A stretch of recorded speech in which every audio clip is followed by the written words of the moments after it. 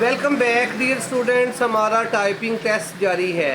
जी बेटा, आप अपना तारुफ करवा दें। मेरा नाम उस्मान है और मेरा ये पहला टेस्ट है।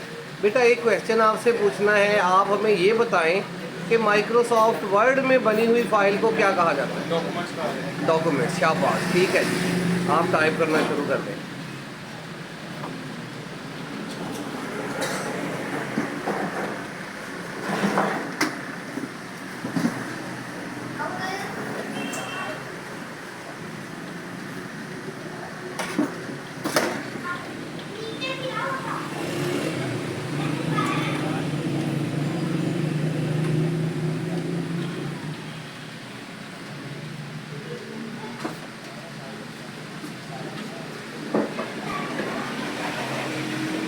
यस जी, शाबाश।